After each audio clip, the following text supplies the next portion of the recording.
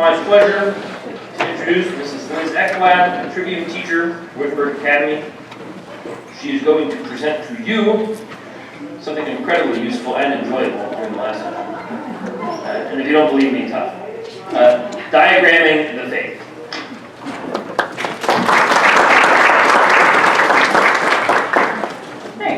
So when I applied for this, I did not know I was pregnant, and now I'm pregnant. So I'm really hoping my pregnancy brain doesn't fail us here. We'll see. I have my paper on here as backup if needed.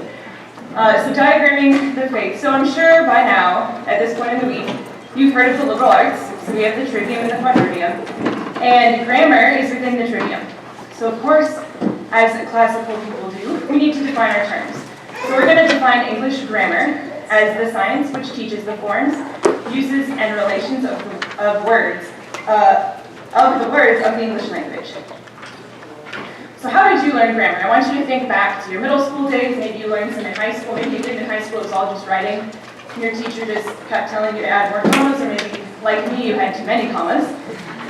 But it was always just rules, rules, rules all the time. You had to memorize them. And maybe, how many of you actually like grammar? That's probably why you're here. How many of you absolutely abhor grammar?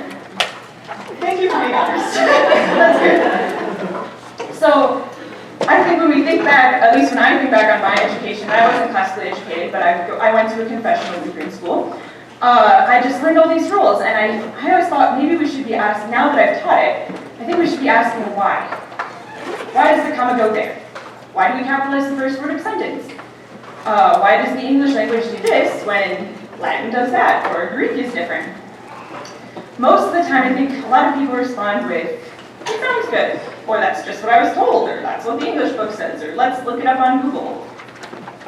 But I want us to think about what is truth within grammar. How do we actually know, or why do we care that the comma goes there, or that something is capitalized? In order to think about this, I think we need to use an analogy. So we'll start with math. In math, numerals were assigned for observable truth in nature, and people discovered ways to represent those truths and invent ways to communicate them in various types of equations, charts, diagrams. If you were in here for the last one, we were listening and talking about music, and that's very similar. You hear something, wavelengths are the way they are, we observe them, and then we use notation to communicate these ideas. I remember in my math classes, I had a little bit of history of math, and that helps us to understand math concepts. And we learn about who invented what, or what they did and how we got there. But I found that grammar that's just not the case. So in order to figure out, to talk about how grammar fits into this, I want to go all the way back to the beginning with John 1.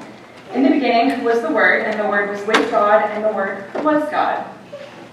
So if you look at the Greek, I don't know if maybe you haven't had Greek, but I underlined the word logos, and that's the word for word. And I want to show you what I start my grammar class. This is in my syllabus for my grammar classes online through Wittenberg Academy. So I'd read it for you, but I'm nervous and I don't want to be like that. But in the beginning was the Word, and the Word was with God, and the Word was God. The word logos, or word, refers to Christ being the Word made flesh. From the beginning of time, at creation, Christ was with the Father. The word the Father spoke was Christ. Colossians tells us, for by him all things were created. He is before all things, and in him all things hold together. At the very core of man is logos. Everything man is through Christ. And in Christ, man is made in God's image. He gives us his word and writes the law in our hearts.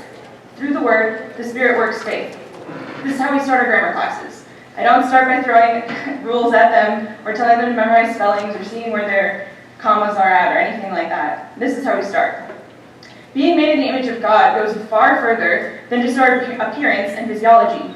We are made of the things of God. We're body and soul. What does it mean to have a soul? I don't want to get too philosophical or theological on that, but it means we have logos. We have that capacity for language and logic. That makes us different from animals, right? So we have words. Words are the foundation of language. Language is how we interact with each other and with God. He gives us his word, and we know that faith comes by hearing, which is through language. even babies can have faith, and we know this because faith comes by hearing. So even my tiny 13 weeks along baby, I know can have faith because I go to church, we read the Bible, he or she, I'm hoping for a boy. I know that even if something were to happen, I were to miscarry, lose my child, I know that the Holy Spirit can work and create faith in that baby because faith comes by hearing. So how many of you, when you learn to talk and read and communicate from a grammar book? Right. So, seems kind of silly to think of it that way, but I think far too often in education, at least in modern education, maybe not on the classical side of things, a lot of people say that education starts like you learn everything from a book, and we know that that's just not true. So in the book that we use, which we'll talk about shortly, it starts out with natural language. We just talk about different types of language. So natural language is the language of cries, laughter, tones, body language, etc. Even now, maybe you can tell my body language is a little nervous, but even now we're communicating with facial expressions or with my awkward hand gestures. Some of you are smiling or giving me facial expressions back, so we're communicating even if it's not with words. Even animals have this form of communication, but it's still different. So we know that children are always acquiring knowledge because they don't come out of the womb just speaking. That might be kind of terrifying, honestly. But they do pick up on natural language very quickly. Then we move into language proper. So in the beginning of word language learning, syntax and forms are often all wrong. So these 3 examples are actually real examples for my children. I have a 4 and a 2-year-old. So my 2-year-old right now loves saying me like it or you do that right now. I'm sure you all have experienced this.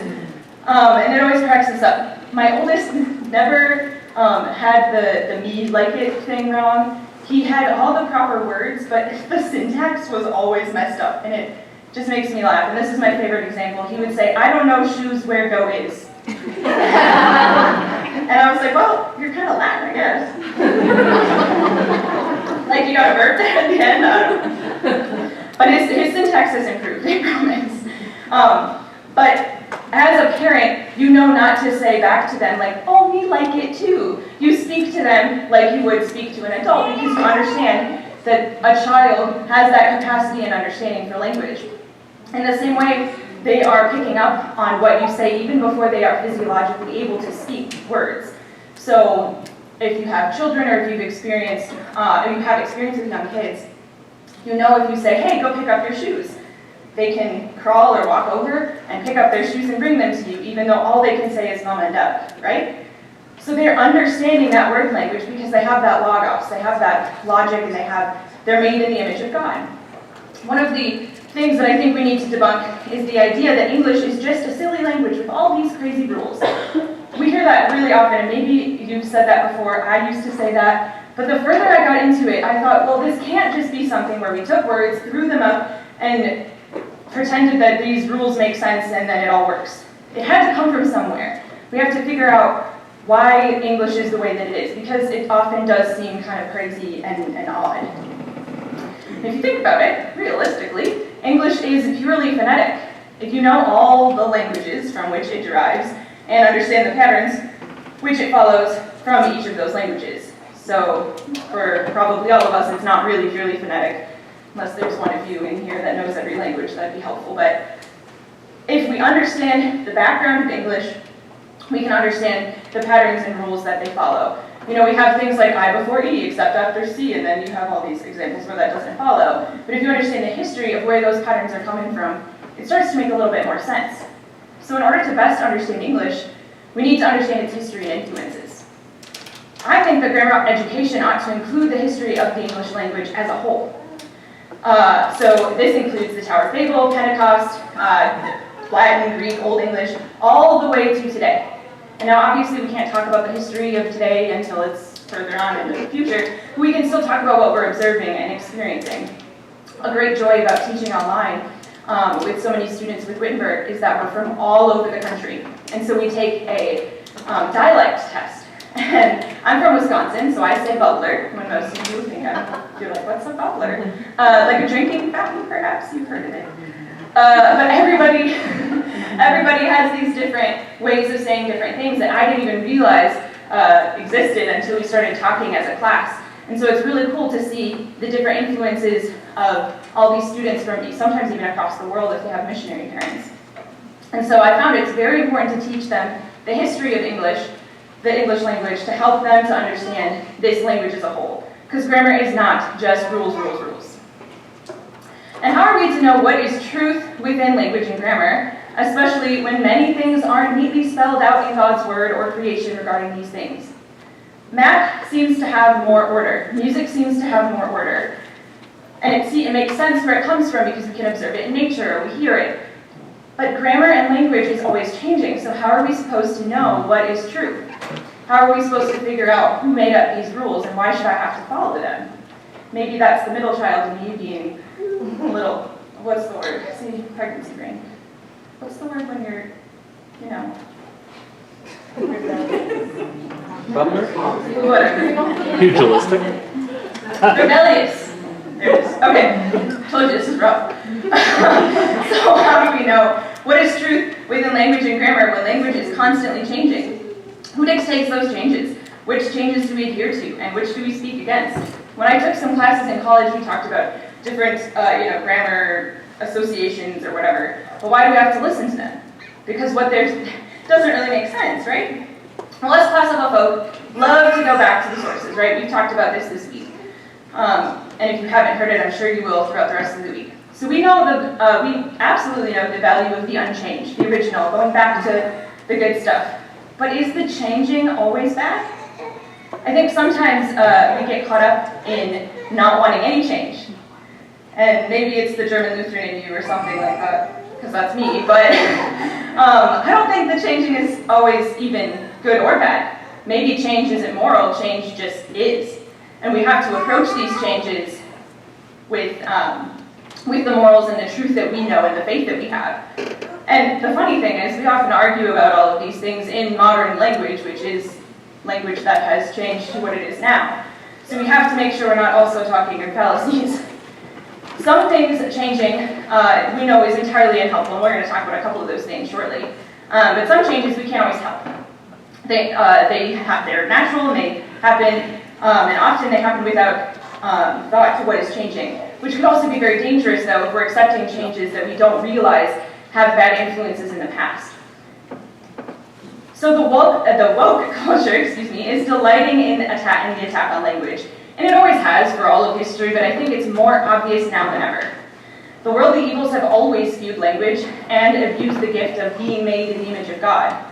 But I also think we need to think about the fact that the misuse of language is not just curse words. Because if you ask kids, okay, how do you sin against grammar? They're like, I go against the teacher's rules, or I go against the second commandment. And it's really more than that. So the woke culture is distorting God himself when they're changing language to fit their evil intentions. Because if we know that being made in the image of God and having logos is what gives us our capacity for language, then they're distorting God's image, by changing language to fit their evil intentions. They attempt to change basic definitions of words, especially those dealing with the most intimate and important aspects of our human life. Which brings us to the LGBT, trans, all this stuff going on right now in our society. So this is from Grammarly.com, and hopefully you don't use this website. If you do, delete it. I actually do have the plugin on my computer because I find it extremely entertaining, but they're not always right. So if you like that kind of entertainment, feel free. But otherwise, don't use this with your students. There's a lot of stuff on here that's not helpful. You might see like, oh, well, they're right about nouns, but they break it down to such a simple point where I don't think it's even helpful for students because it dumbs it down too much. So I want to read to you what they talk about with pronouns and why it's really important for us to be on our toes about things. It says, you might have noticed pronouns listed in some of your colleagues' and friends' email signatures or social media profiles. You might have even been prompted to list them in your own. Please don't do that. Well, historically, only the personal pronouns he, him, his, and she, her, hers were used for individuals based on their perceived gender. Pronoun usage is broader and more descriptive today. Many people use gender neutral language like they, them, theirs, or thee, her, hers, because they feel that these pronouns express their gender identity more accurately than he or she. They actually said she or he, but we'll get to that in a minute. The most common gender neutral pronoun is the singular they, which we know is not singular. Today, it is not uncommon to see the singular they as the default neutral pronoun. It's what we use on the Grammarly blog, and for writers across the internet, it's a concise catch-all pronoun that can fit just about any sentence. This is called nonsense. However, language is constantly evolving, and new types of singular third-person pronouns have emerged that refer to people entirely without reference to gender, such as noun self pronouns. Honestly, I'm not even really sure what all of this means, and I don't know that I want to spend the time looking too far into it. I do have a chart to show you shortly. But hopefully you all grew up remembering that if you said, I have to think of it, that man or that person walked across the room, they were wearing blue. But we know that your teacher crosses out and says, no, it should be he or she because the antecedent is singular, right? And we all fall into this because it's become so common that we speak like this far too frequently. And I think we need to be more intentional now than ever about making sure we use he or she. It feels clunky, and it feels like extra words, and we know we want to be concise in our writing, but especially now that they're letting this kind of stuff be proper grammar, we have to be really careful and intentional about making sure we use he or she. I also think it's really important for us to put he or she in that order. I think when they switch the order, they're trying to neglect our faith and knowledge of the order of creation. I think that was intentional from the beginning, and it sounds natural to us to say he or she instead of she or he. And I think it's really important that we maintain that. So you can take a quick gainer. Don't memorize this; it's not really worth your time. But here are all of the updated pronouns. Could you imagine declining in Latin or Greek with all these? It's starting to look easier. It's kind of reminded me of like the Greek articles. There's like so many of them. Anyway, don't write that down. So the distorted use of words distorts the view of God and thus the view of self. And so when we've had all of these abuses of language that have very, very slowly trickled into the changing language, I think people are viewing themselves the wrong way, and it's creating a lot of this gender identity issues, these gender identity issues too. But if we allow them, if we also accept these changes and make them part of our language, it could eventually skew our own view of ourselves, and we don't realize that we're becoming kind of feminist, or maybe we're speaking in ways that aren't Christian, or doing things in our classroom that really aren't the Lutheran doctrine that we seek to preach and confess. So the truth doesn't actually change just because words and definitions socially change, even with formal popular academia. So the Ivy League schools like to create all these new things and act like they're so cool because they've been around for so long, and they've always been highly respected and expensive, so they must be right. But that's just not true, and we have to be very careful with that, especially at the university level, as your children go out and go to university. It's really trickling in there more and more. And to the point where some professors may even mark you wrong for not using those inclusive terms. Not here at Concordia, of course, but it still could happen. Regardless of their attack, Christians need to remain firm in the truth. We know that man is man, woman is woman, truth is truth, regardless how we feel about it. And we know that. That's pretty straightforward. At least to us, which is helpful. We know that these things never change, and even if false ideas are preached and accepted by the general popular culture, shall we say, we know that truth still doesn't change. So what is truth in grammar? Well, who invented language? You're like, well, who is? Yeah, thank you. Who is language? The Logos, Christ, Jesus, exactly. So we also know, at least most of us adhere to the belief that Adam was created a man, and he could speak, and he wasn't a tiny baby who had to learn from, well, he didn't have parents, right? God created him out of the dust of the ground. We know that how this works, and so he had Logos from the beginning. Because those woke things aren't truly grammar, and they're not truth, and we know that they go against truth, capital T truth, they're false prophets. They are not observations of forms, uses, and relations, nor are they natural changes of a language as that language is used more widely. Sometimes I think there are a lot of grammar scholars who lean toward the idea that they are natural changes because our society is naturally changing. But if we're changing away from an absolute truth, then those changes can't be accepted because then it's all, well, there can't be truth if there's no absolute truth, and it's this constant cycle of fallacy. These things are abuses of language and a direct attack to the Logos, Christ himself, which thereby is a direct attack on our made in the image of God being. So grammar is not as black and white as teachers and students like to think it is, even me. I like things to be black and white and neat and tidy and fit the rules and check off all the boxes, and that's just not how it works. Language has vastly changed since the Tower of Babel and Pentecost.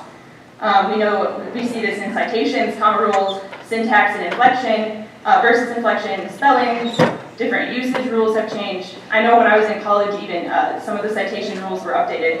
It was really frustrating because I had to figure out where the new periods and commas went while I was writing my thesis, and that was just a whole nightmare. So who determines what is right or wrong in all of this? Think about that with you.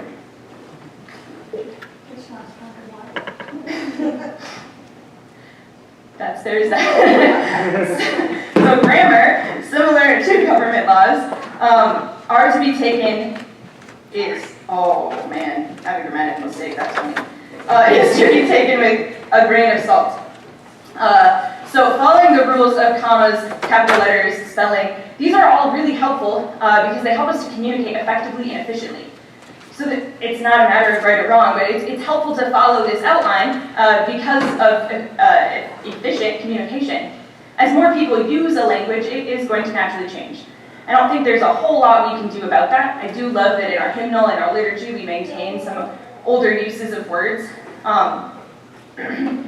But we do have to add words to our dictionary all the time. I mean, we didn't have the word microphone and computer and software and clicker with a laser and all of these different words, right? So we have to add in order to communicate inventions and things, and we have more people, and so things are going to change.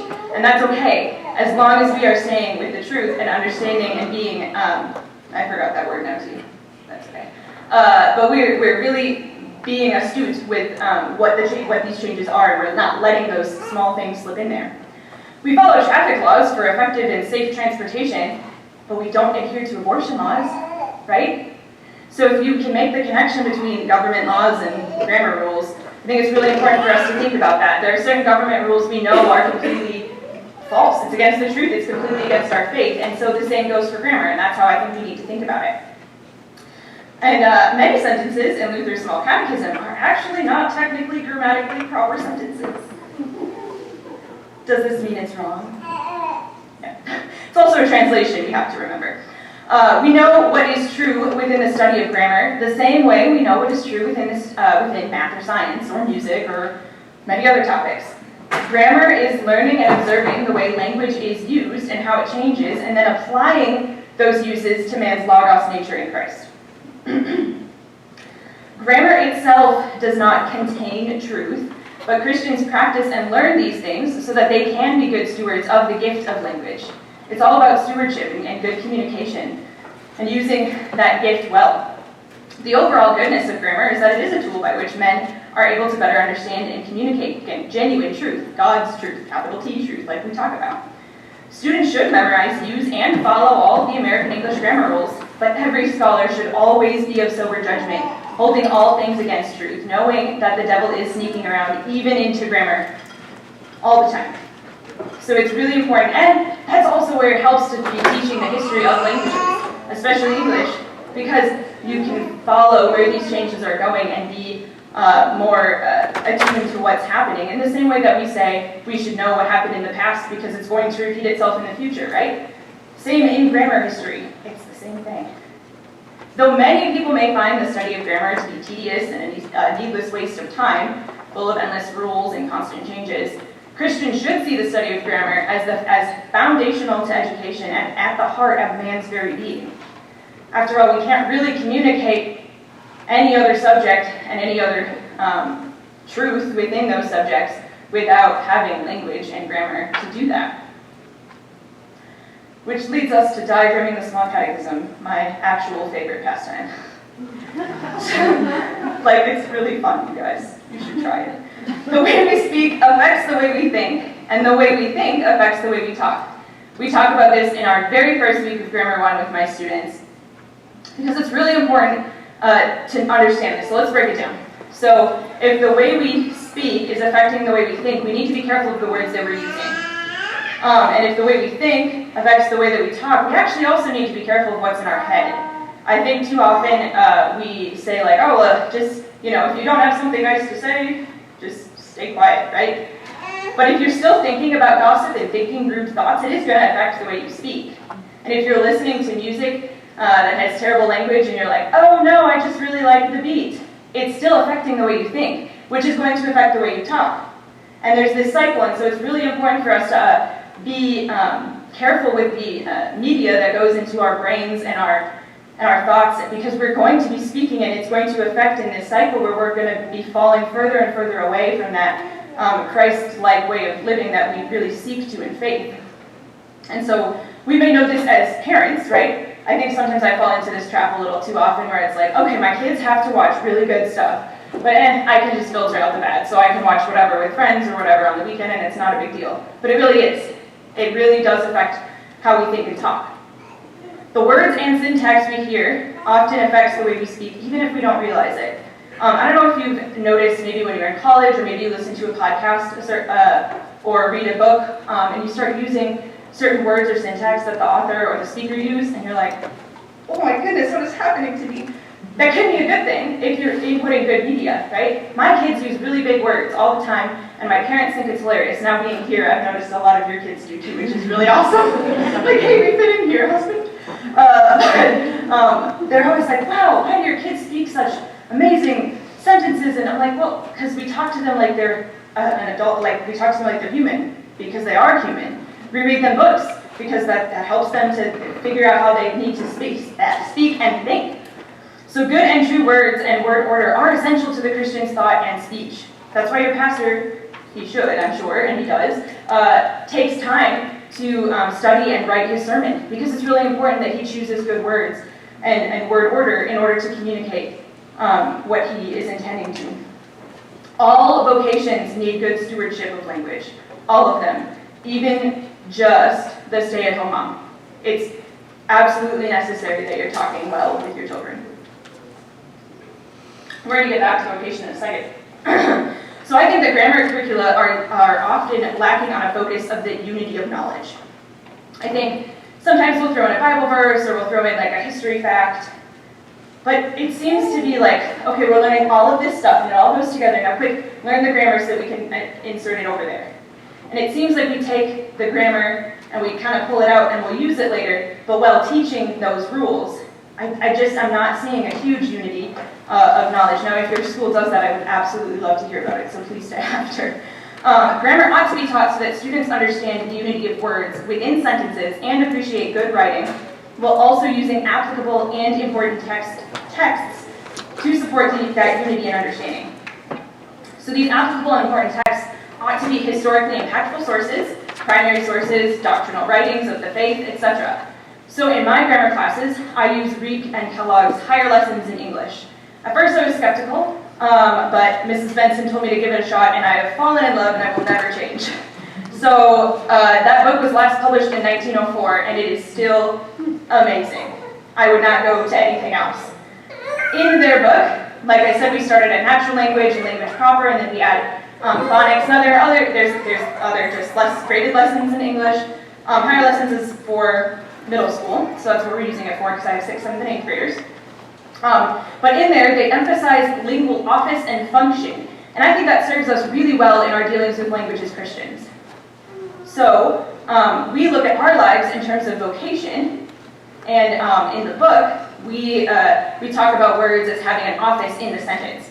So the parallel of word, office, and function really serve us well to our vocation as Christians, really serve us well and help students to grasp that concept. Now, I do want to be very careful with analogies that connect to faith, because sometimes I think we are really loose with those, and I don't want to be the teacher that's like 3 times 1 equals 3. Holy Trinity, those are so, they're a waste of time. But seeing that we have a vocation, multiple things that we do, right? I'm a mom, I'm a teacher, friend, I'm sure you've listed these out before. In the same way, words also do.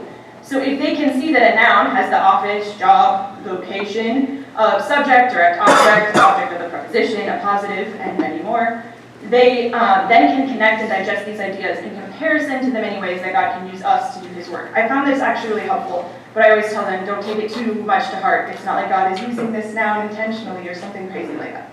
Like, yes, he is, but we can have that discussion over coffee later.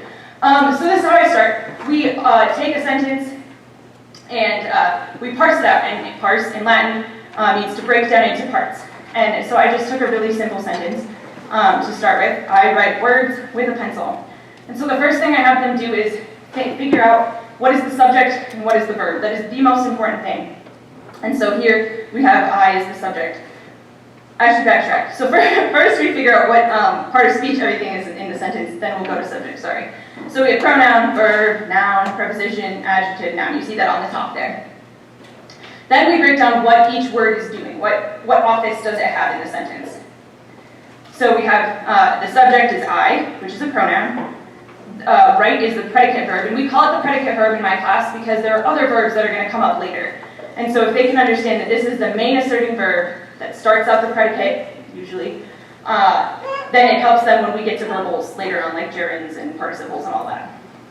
Words is the direct object, and then we have an adverbial prepositional phrase. We usually start with just saying prep phrase and then breaking down which is the preposition and the adjective that describes the object of the preposition. And then we talk about how there's a lot of arrows going on here. I probably should have just put it on the whiteboard, but with connects pencil with words. And so that's what prepositions are creating that bridge. And then the whole prepositional phrase is an adverb describing right. And we see that all of these words are connecting with one another to create a sentence that makes sense to all of us because we've learned and we've heard these things forever. My children would understand what this means even though they've never seen a grammar textbook. So then we diagram it. So we start with this, and maybe you've diagrammed. How many of you have diagrammed before? Yay! I've never diagrammed before college. It's such a shame. I love it.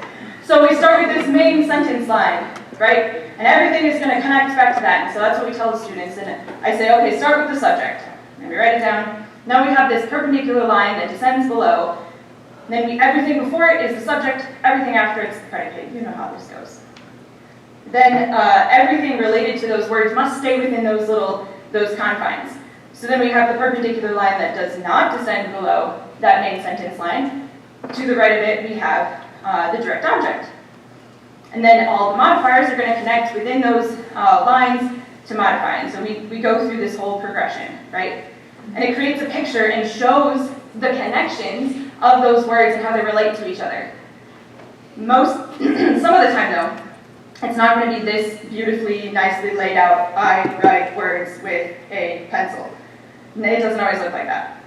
So then we get into some simple sentences because we don't want to get too complex, and this is probably the easiest example in the catechism, one of them at least. And so we have the first commandment, you shall have no other gods.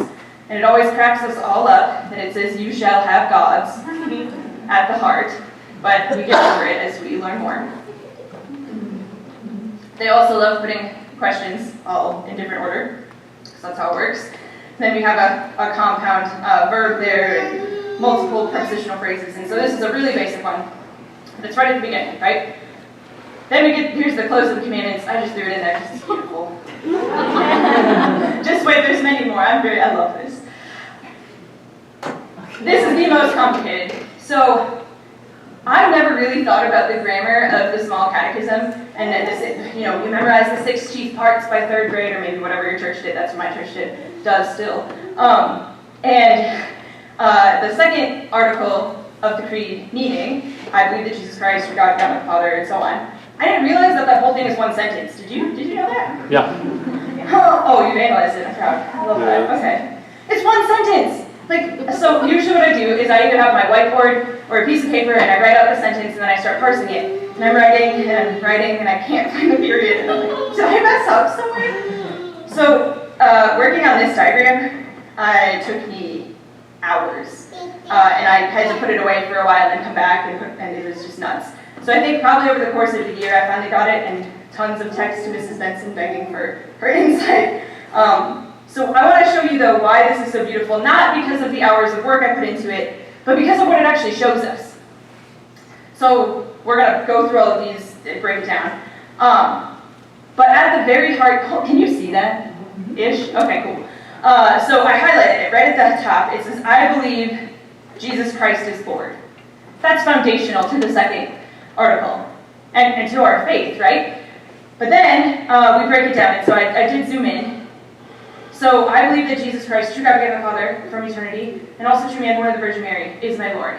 And what I love about this is that it chunks it off into the humanity and the divinity. We have a visual of that. We have a picture of it. You can circle it. You could maybe if it's an all in a line, but it's not as fun because it just breaks it down. God, He's true God, begotten of the Father from eternity, and He's man, born of the Virgin Mary. Then we have His work and what it means for me because of faith. And then the orange part, I don't remember what it's doing. Also what He's doing. So we really could add, I can go back to this. We really could add a lot more circles and connections, but for the sake of time, I just wanted to show you at the basis why I think it's so awesome to break down diagramming and break down articles of faith with diagrams. This also can be applied to other things. So sentence diagramming forces the learner to understand sentences beyond the simple grammatical breakdown of parts of speech and word position. And I think this is something I really wish I would have learned as a child, because it's not necessarily just for the visual brain either. But when you have everything in one line and you're circling and drawing all these lines and it just gets messy, and we do that because it's great. It's a great practice, it parses it out, helps us understand it. But once you put it into the beautiful diagram, it gives us another understanding and a different focus of looking at it. We do the same in math and science, right? We write out sentences and then we draw the diagram. So I think it's really helpful for us to also do this in grammar. Using this method of grammatical instruction enables students to not only choose their words wisely in their own writing, but it also helps them and enables them to understand the difference between the good and beautiful writing and the empty, superfluous writings of others.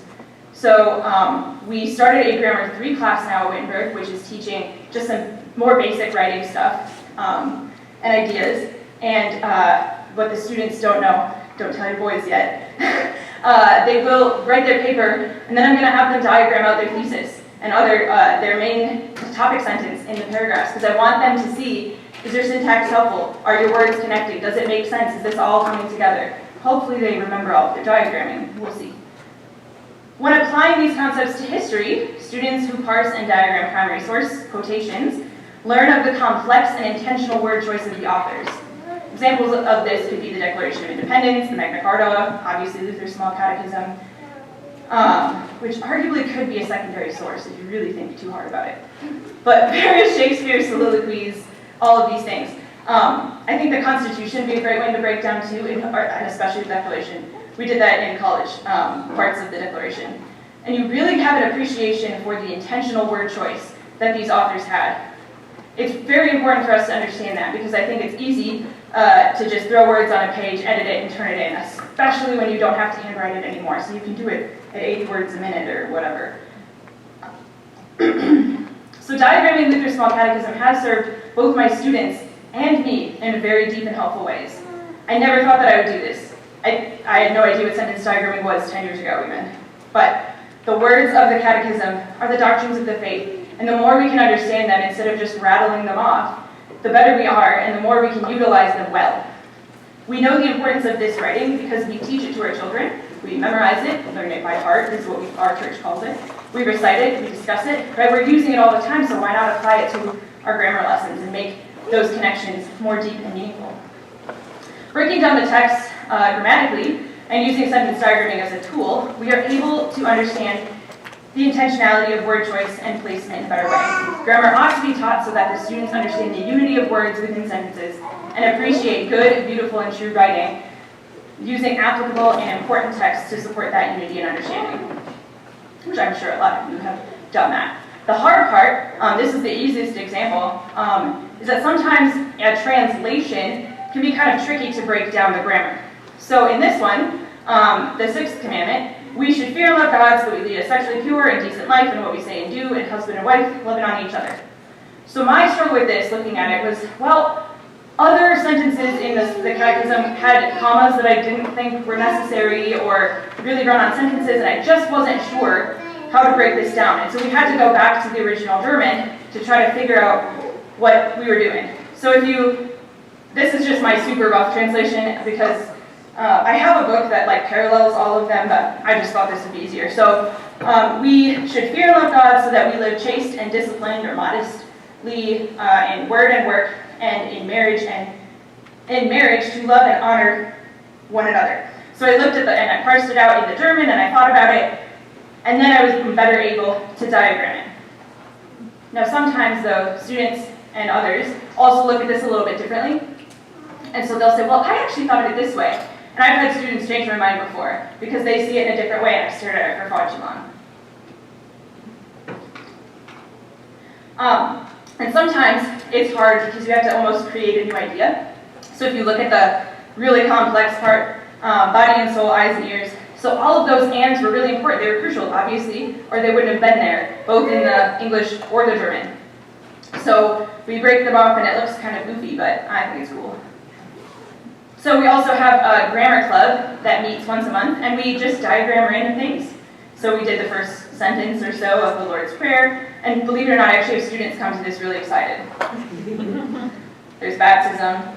I'm about halfway through the whole catechism because I have little children. So then we also diagram hymns, which seems crazy, but I really think this is helpful because hymns are poetry, right?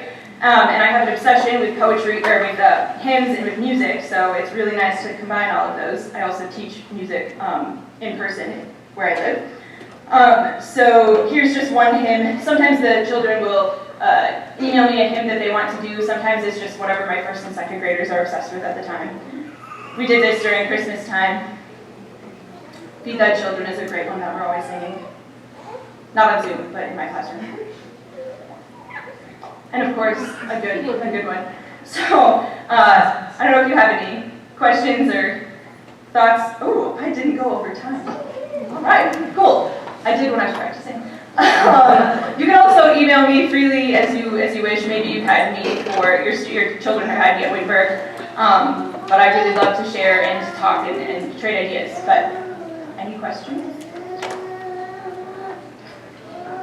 Sorry.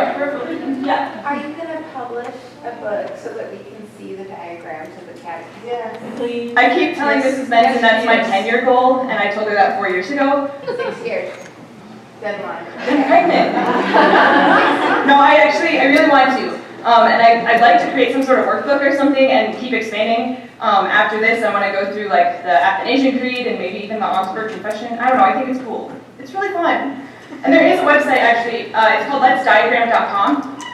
You should write that down. You can get 10 free diagrams, but it's only $50 for the year, and you just type out the sentence. That's how I did all of these. Because trying to do it on Microsoft Word and line it up was exhausting. So that website allows you to type out the sentence and then drag the words into these formations or whatever, like the lines. So you drag it into the adjective line, and then it just pops it in there, and you can drag it around and make it bigger and all that good stuff. So hopefully, yes, eventually, when I get myself together. Every time I feel like things are stable, I get pregnant again.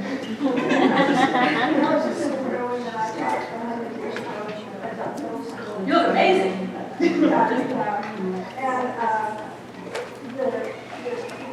was the time when the Vietnamese people were coming into the Los Angeles area, where it was.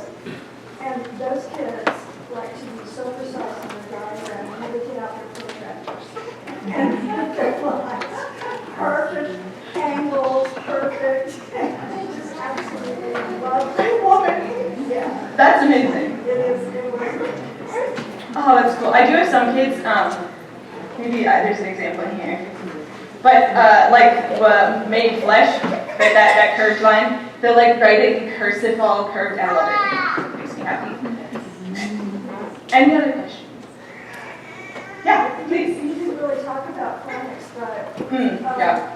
I've also had experience with teaching children in the South, in Georgia. And I had kids who ran across the street to get a roller and they were using the phonetic spelling program at that point. Any suggestions? So we actually do talk, we take about 2 weeks to talk about dialect. And it's kind of a rough discussion to have because a lot of people are coming out right now and saying that if you have like a certain background or dialect or whatever, that is not wrong, and you should be able to write like this.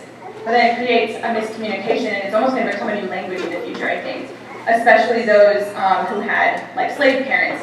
And you can see where those influences are coming from. If you look at some African languages, some of the way they talk is very similar to those things in the same way. In Wisconsin, we say plague and bag and all that. I really do it, I'm sorry.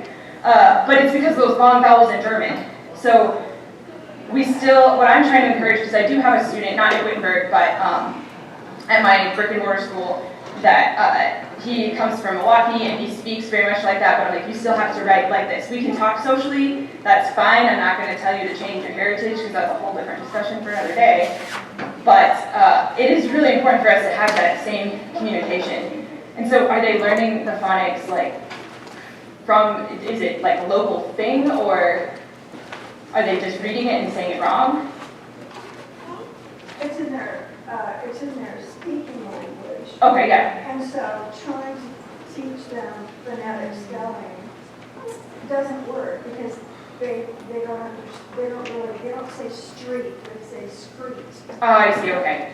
Well, and we have to be really careful with whole language learning though too, right? Because then I think that lends itself to a lot of kids looking at the first and the last and then throwing it all together, and then you're like, where did you get the Q? You know? I think when we just keep speaking the same way, and maybe too, like I've had students who speak German with their parents, but then it's English at school because that's the way that we most easily communicate. So I don't know if there's a way to have that conversation. I know that there's sometimes like a race component where people get really touchy, right? Or that, you know, if their ethnicity is different, people can get really offended easily. But we have to have some way to communicate together.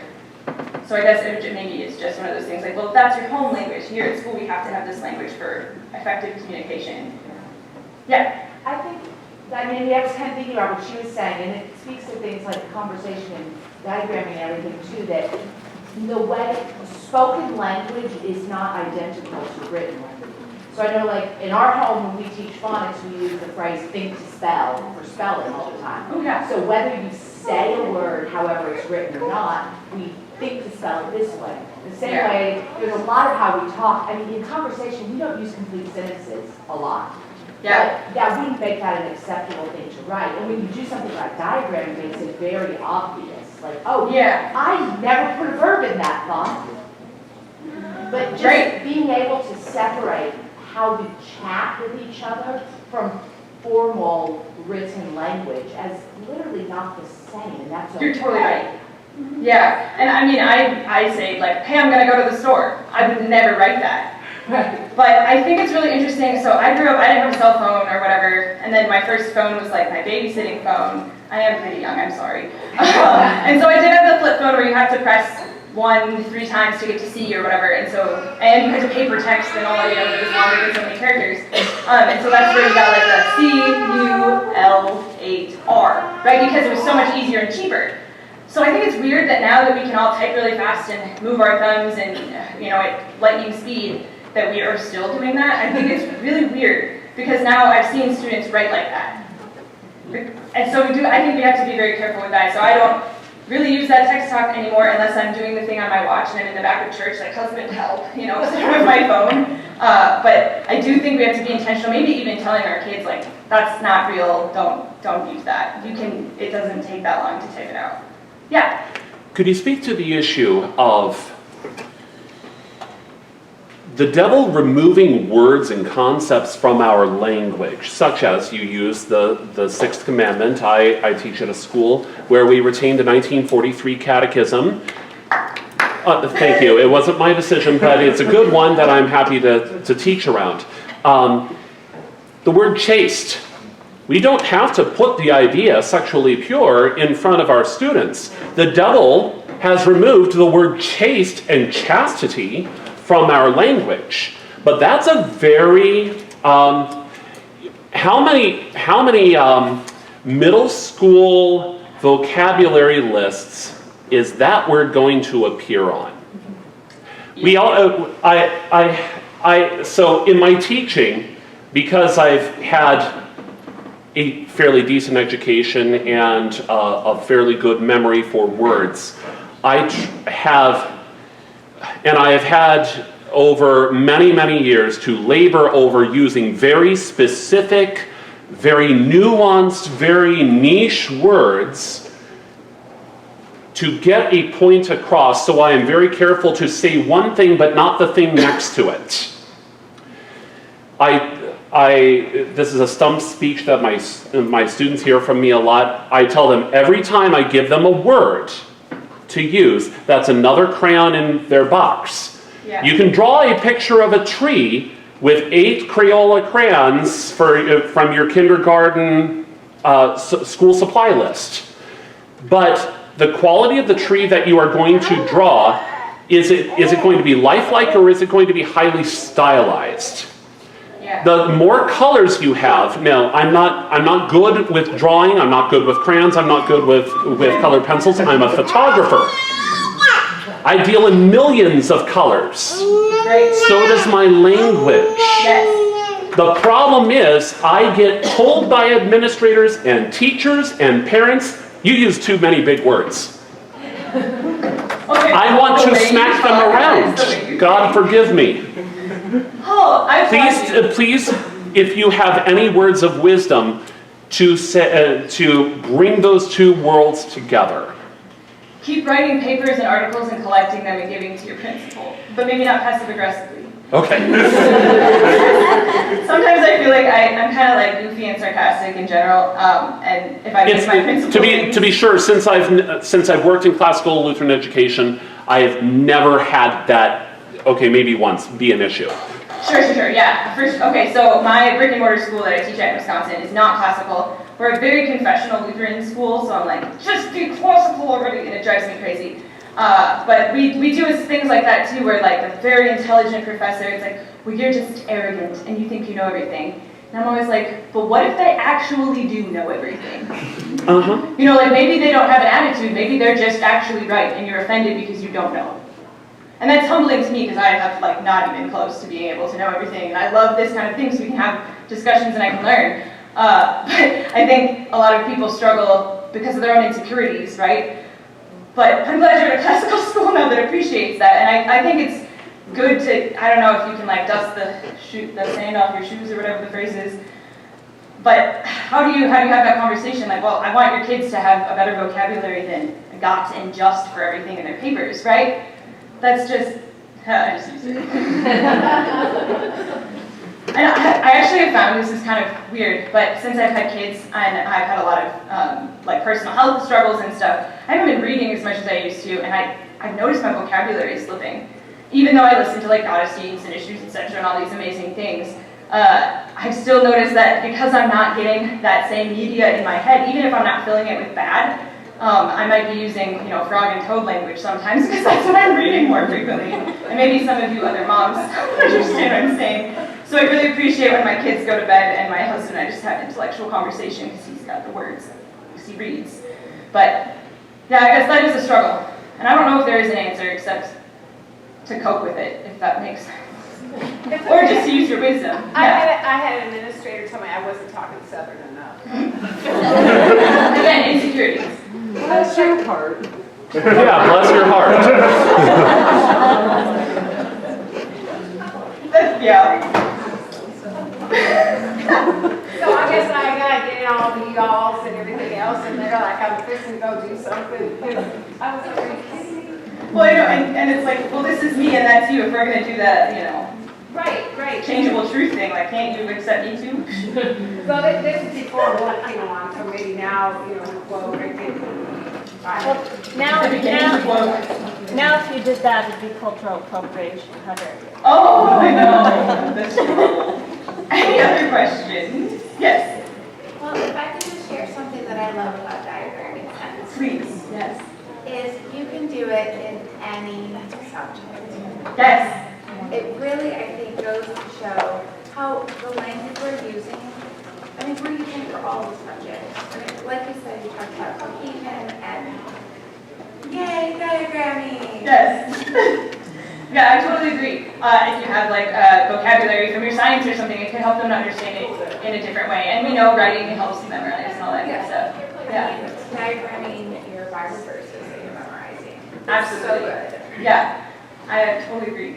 So maybe you You should know, all do for that. somebody who hated grammar, when I had to take a whole semester of diagramming sentences in high school, now I'm a math-minded person, that worked for me. Yes, And I yes. love that, and I was the one with the ruler, you know, making Yep. sure that all the lines were. So I'm secretly a math person. I almost got a major in math in college, and I like love calculus and all this, but I love rules, and so that's why I liked grammar. I don't know, I'm kind of an enigma. I don't know. But I agree that diagramming just works, and so when I think about talking or speaking or sentences, or when I hear something, my brain automatically is putting it into a diagram, which sounds really nerdy, but I think I'm among friends. But no, I agree. It can really help different types of students. I know I've heard some people say that boys don't like diagramming. I've actually found that to be the complete opposite. They like it because it is more visual and it's jagged and it's there. I don't know. It's a different way for them to see things from the typical following the rules. The read, write, learner thing doesn't work for many of them. It's more kinesthetic, I guess you could say. Whatever. We could go into a whole dumb discussion about that. But anything else? All right. Thank you for listening.